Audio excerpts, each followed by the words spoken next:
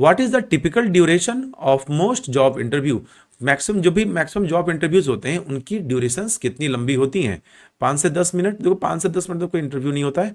15 to 16 minute, 1 to 2 hours, over 2 hours, इतना लंबा interview नहीं होता है। सबसे आइडल टाइम है आपका 15 से 60 मिनट, ठीक है, क्योंकि बहुत ही एग्जॉस्टिंग, बहुत ही थकाने वाला प्रोसेस होता है ये दोनों के लिए। Clear? Next question is which categories do job interview questions typically fall into, job interview questions किस कैटेगरी में फॉल करते हैं? देखिए जॉब इंटरव्यू में क्या होता है ना, आपके बारे में कि अपने बारे में बताओ, आपने कहाँ से पढ़ा, आपकी अचीवमेंट क्या है, आपने क्या क्या डिग्रियां हासिल की, आप कहाँ काम कर आए हो, आपका एजुकेशनल क्वालिफिकेशन क्या है, ठीक है। तो options are personal goals, self assessment. Self assessment मतलब आपके बारे में खुद का आकलन, मतलब आदमी अपने आप को कितना आंकता है, कितना समझता है, अपनी वैल्यू कितनी करते हैं। एजुकेशनल एंड वर्क एक्सपीरियंस बिल्कुल सही है।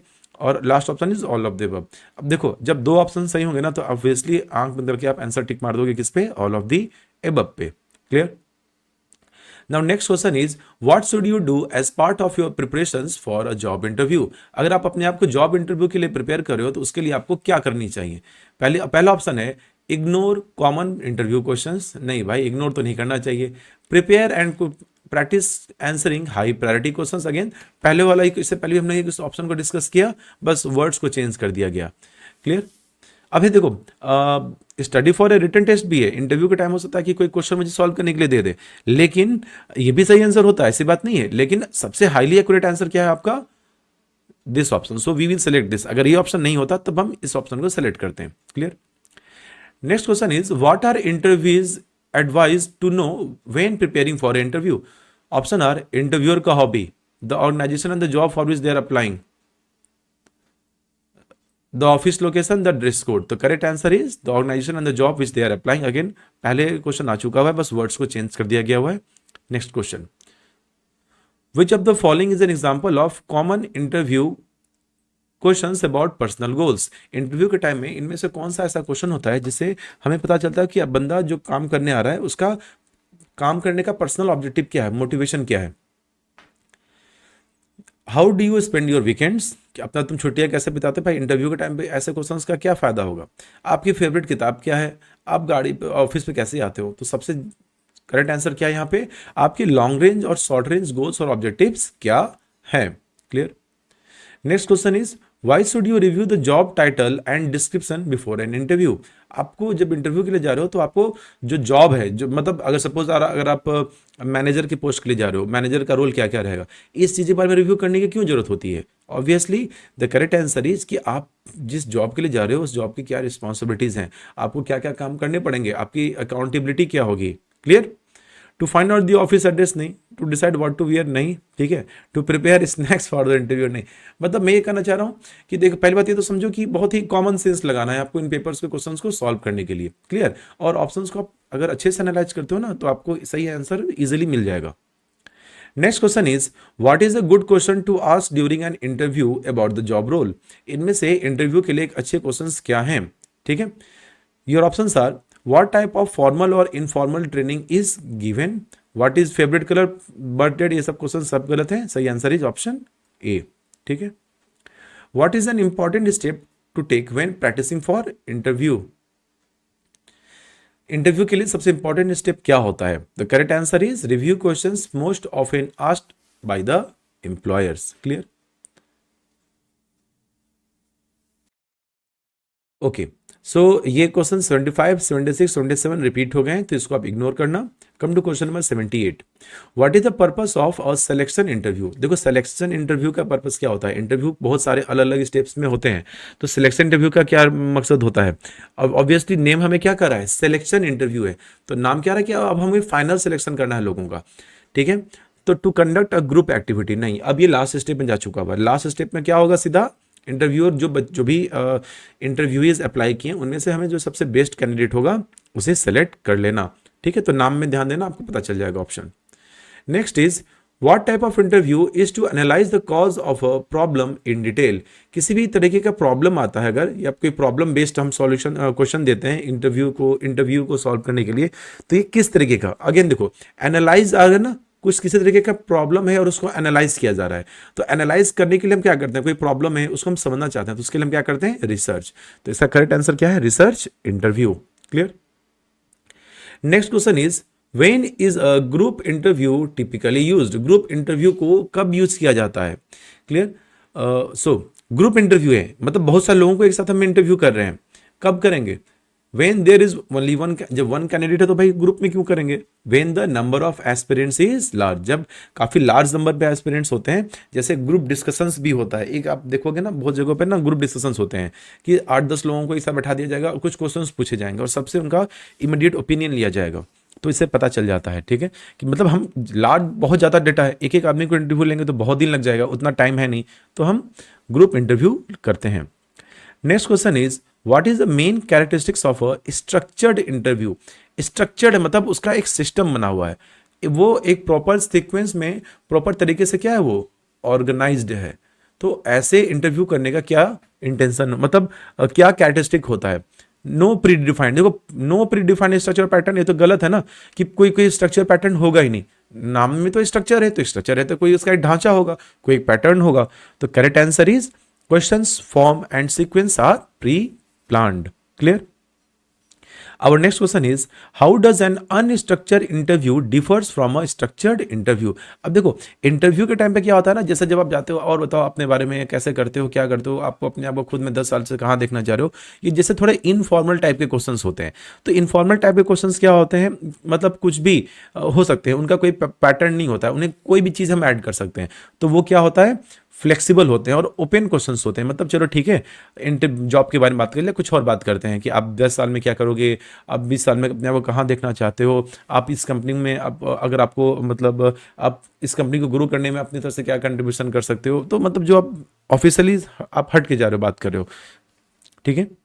Next question is what is the purpose of leading questions in an interview?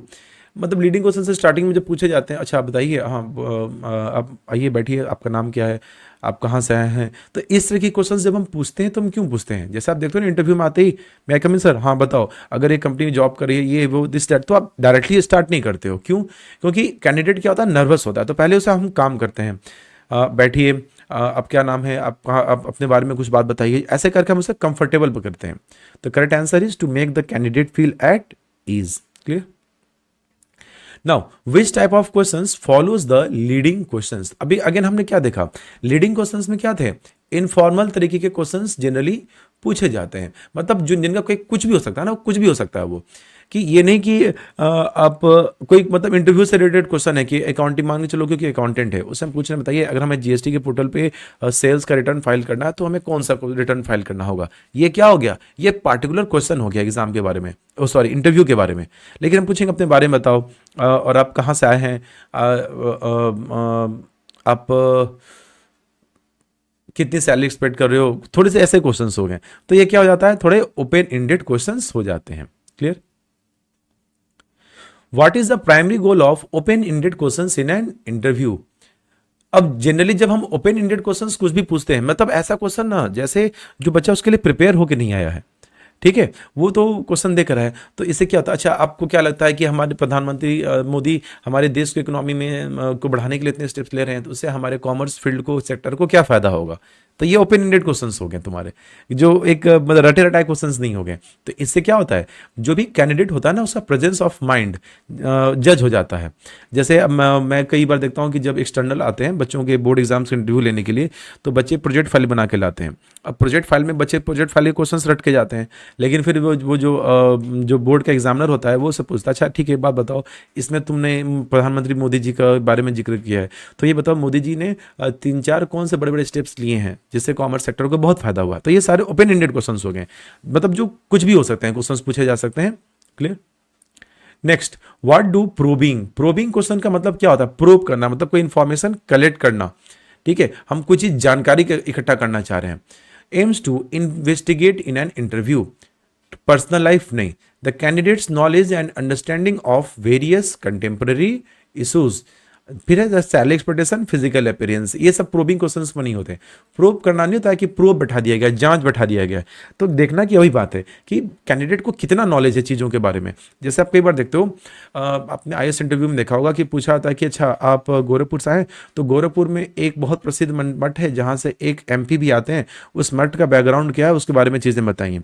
तो फिर ये हो जाता है कि हाँ भाई इस बंदे को कितना चीज़ें पता है। आप एक बात बताइए कि अगर मठ से आते हैं तो मठ का हमारे फ्रीडम मूवमेंट में या पॉलिटिक्स में, समाज में, या उसका क्या एक बहुत ज़्यादा इशू रहा हुआ है। तो ऐसे क्वेश्चंस हो जाते हैं ये।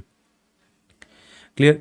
Next question is what should an interviewer exhibit according to the text. ठीक है, जब भी इंटरव्यूअर जब इंटरव्यूअर इंफॉर्मेशन कर रहा है, इंटरव्यू ले रहा है, तो उस टाइम पे जो भी क्वेश्चंस वो पूछा उससे उसे क्या इंफॉर्मेशंस मिलनी चाहिए। Dominance over the conversation, being a good listener, speaking rapidly, writing notes in the applicants presence. तो being a very good listener मतलब क्या हुआ, इंटरव्यूअर को, अब यहाँ पे इंटरव्यूअर की क्वालिटी की बात हो रही है कि इंटरव्यू के अंदर में जो भी हम टेक्स्ट का मतलब यहाँ हो गया इन रेफरेंस टू बुक, जो भी आप बुक पर टॉपिक आप पढ़ रहे थे कि इंटरव्यू कैसे लिया जाए, उसमें इंटरव्यूअर के किस क्वालिटी के बारे में बात किया जा रहा है। अभी तक हम लोग किसके बारे में पढ़ रहे थे, इंटरव्यूई की क्वालिटी के बारे में बात कर रहे थे, लेकिन अभी किसकी क्वालिटी के बारे में बात हो रही है, इंटरव्यूअर। तो ऑब्वियसली इंटरव्यूअर को वहां पे क्या होना चाहिए, एक गुड लिसनर, तभी तो वो ध्यान से बातें सुन पाएगा, समझ पाएगा। Clear. Our next question is which questions aim to understand the applicants ambitions. Ambitions मतलब उसका महत्वाकांक्षाएं क्या क्या है, ये जानने के लिए किस तरीके के क्वेश्चंस आप उससे पूछ सकते हो। पहला है तुम्हारे what ambitions do have you for yourself, मतलब तुम अपने आप को आज से 10 साल में कहाँ देखना चाहते हो। ठीक है, तो उसके एम्बिशंस होते हैं, आपकी कमियां क्या हैं, आप अपने आप को इंप्रूव करने के लिए क्या करना चाह रहे हो। आप इंटरव्यू के आंखों में आंख मिला के बात करो, ये सब ऑप्शंस नहीं होंगे। तो करेक्ट आंसर इज आपके क्या एम्बिशंस है खुद के प्रति जो आपने सेट की हुई हैं। Clear. What should an interviewer be familiar with regarding to the job. अब यह इंटरव्यूअर की बात हो रही है, इंटरव्यू की बात नहीं हो रही है।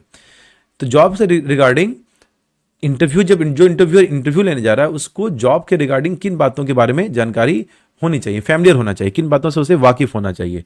तो correct the options are companies financial status, भाई इसका इंटरव्यू से कोई लेना देना नहीं है। जिस जॉब के लिए वैकेंसी निकल रही है उस जॉब की स्पेसिफिकेशंस, कि उस जॉब के लिए क्या रिक्वायरमेंट है, क्या करना होगा, कैसे करना होगा, ठीक है, और कैसे लोगों को सेलेक्ट करना है। द पर्सनल लाइफ या इंटरव्यू का प्रेफरेंस, ये सब ऑप्शंस नहीं होंगे। Correct answer is the job specifications. Clear. Why should an interview be conducted in a separate room. Interviewer एक सेपरेट रूम में क्यों होता है, मतलब आप देखते होगे ना, हम हर लोगों का इंटरव्यू रूम एक सेपरेट रूम होता है, वहां पर ज़्यादा कोई लोग जल्दी आएगा नहीं, कोई इंटरफेरेंस नहीं होगा। ऑब्वियसली आंसर आपको मिल गया, that is to avoid distractions and interruptions. जैसे ऐसे नहीं कि कंपनी है उसके बीच में बैठे हो, जहाँ मैनेजर हमेशा बैठता है, लोग आ जा रहे हैं, वहाँ इंटरव्यू होगा, उसका इंटरव्यू करने का लोकेशन प्लेस अलग होता है, क्योंकि इंटरव्यू के टाइम पे इंटरव्यू का फ्लो खराब ना कर दे कोई आके। इसलिए हम ऐसे प्लेस को सिलेक्ट करते हैं जहाँ पे हमारा डिस्ट्रैक्शन और इंटरप्शंस क्या हो, कम से कम हो। ठीक है। Our next question is What quality should an interviewer exhibit according to the text? एक इंटरव्यूअर के अंदर किस तरह की क्वालिटी होनी चाहिए अकॉर्डिंग टू द टेक्स्ट, मतलब अगेन मैं in reference to the book की बात कर रहा हूं। तो डोमिनेंस ये था, again I think question has repeated, तो being a very good listener. Clear. And last question is why is it important to put the applicant at ease during an interview. जैसे हमने क्या देखा कि हम कुछ ओपन एंडेड क्वेश्चन पूछते हैं ताकि वो थोड़ा सा ईज हो जाए, मतलब आप बोलो कि थोड़ा सा शांत हो जाए, इजी गोइंग हो जाए, मतलब नर्वसनेस खत्म हो जाए। क्यों? क्योंकि इससे क्या होता है ना कि इंटरव्यू थोड़ा एक फ्रेंडली इन्वायरमेंट हो पाता है और डर खत्म हो पाता है। क्योंकि अगर वो डर जाएगा तो इंटरव्यू सही से नहीं दे पाएगा, तो हो सकता है कि उस डर और नर्वसनेस की वजह से कोई एक बहुत ही अच्छा कैंडिडेट भी उनके हाथ से निकल जाए। इसीलिए the correct answer is to establish a friendly and informal atmosphere. तो ये था इंटरव्यू वाले चैप्टर का exact chapter name, interview and mock test नाम था शायद चैप्टर का। तो इसका ये एमसीक्यू क्वेश्चंस था और आई थिंक मैंने सारे टॉपिक्स को कवर किया है और आपको इससे क्लैरिटी मिलेगी। अगर इसके बाद भी कोई आपको डाउट्स है तो आप कमेंट सेक्शन में जरूर रिप्लाई करना। मैं कमेंट सेक्शन में बच्चों के डाउट्स लेता हूं और उसके बेसिस पे मैं नेक्स्ट लेक्चर को भी प्लान करता हूं। और अगेन अगर आपको ये लेक्चर पसंद आया तो चैनल को जरूर सब्सक्राइब करो, वीडियो और भी स्टूडेंट के साथ शेयर करो। ठीक है स्टूडेंट्स, तो चलो आज के लेक्चर में इतना ही, मिलते हैं अगले वीडियो में, तब तक बाय बाय, टेक केयर।